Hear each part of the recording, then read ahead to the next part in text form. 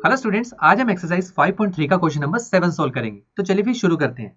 इसमें कहा गया है find the sum of first 22 terms of an AP in which D is equal to 7 and 22nd term is 149। मतलब किसी एक एपी में हमें पहली 22 टर्म्स का सम निकालना है और उस एपी की मुझे कॉमन डिफरेंस गिवन है दैट इज 7 और मुझे उस एपी की 22nd टर्म भी गिवन है दैट इज 149 और मुझे क्या निकालना है सम ऑफ फर्स्ट 22 टर्म्स मतलब S22 मुझे निकालना है और n की वैल्यू भी गिवन है दैट इज 22 कि 22 टर्म्स का मुझे सम निकालना है। तो देखिए मुझे 22 टर्म्स का सम निकालना है और सम के लिए हमारे पास दो फॉर्मूलास है। चेक करते हैं कौन सा बेस्ट फिट बैठेगा। देखिए Sn मुझे निकालना है तो इस पर क्वेश्चन मार्क लगाते हैं।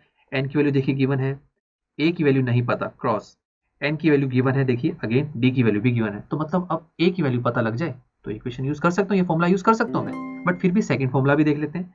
Sn मतलब सम मुझे निकालना है क्वेश्चन मार्क, n की वैल्यू गिवन है टिक, a की वैल्यू अगेन नहीं पता। उसके बाद देखिए an that is nth term और यहाँ पर n की वैल्यू क्या है 22 मतलब यहाँ पर 22nd टर्म पूछी जा रही है और ये क्या है 149।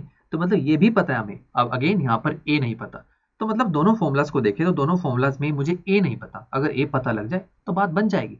तो चलिए a कैसे निकालें, तो बहुत ही सिंपल है देखिए और बहुत ही इंटरेस्टिंग भी होने वाला है। देखिए स्टेप बाय स्टेप चलते हैं। अब देखिए 22nd टर्म जो 149 है, क्या मैं इसे थोड़ा एक्सपेंड करके 22nd को ऐसे लिख सकता हूँ। देखिए हमने nth टर्म ऑफ एपी क्या पढ़ी हुई है, an is equal to a plus n minus 1 into D. Right friends, अब यहाँ पर अगर n की वैल्यू को 22 पुट कर दें तो क्या बनेगा, a plus 22 minus 1 into D. Right friends, अब देखिए a22 हमें पता है 149 इज इक्वल टू a, देखिए हमें निकालना है बिकॉज a ही तो चाहिए। हमारे जो सम के जो दोनों फॉर्मुलाज है उसमें a की डिमांड हो रही है, a ही निकालना है हमें। 22 माइनस 1 ही हो जाएगा 21 और d की वैल्यू कितनी है 7।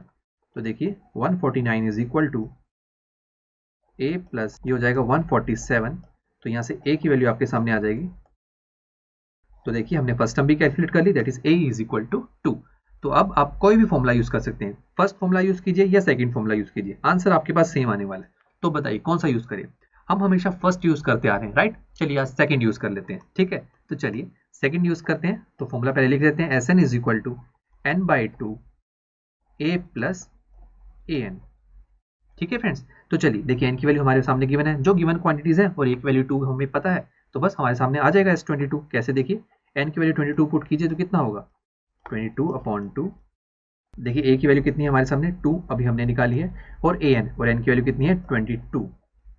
राइट फ्रेंड्स, और अब आप सोचेंगे a22 तो गिवन है 149, तो ठीक है लिख लेते हैं ना, a22 इज इक्वल टू 149। ठीक है, तो चलिए आगे चलते हैं। S22 इज इक्वल टू ये हो जाएगा दोस्तों 11, ये हो जाएगा 151। तो हमारे पास आंसर आएगा सम ऑफ 22 टर्म्स के लिए 1661। तो देखिए हमने अब उस एपी की जो पहली 22 टर्म्स हैं उसका सम भी निकाल लिया that is 1661।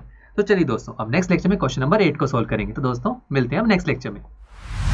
I am sure students आपको ये लेक्चर काफी पसंद आया होगा और ऐसे ही मजेदार तरीके से अपने हर एक कॉन्सेप्ट क्लियर करने के लिए डाउनलोड कीजिए PUSTACK ऐप को, जहां पर आपके पास और भी बहुत सारे ऑप्शंस होंगे जैसे कि back exercise solutions, tip videos, sample papers and much more. So what are you waiting for? Download the app now.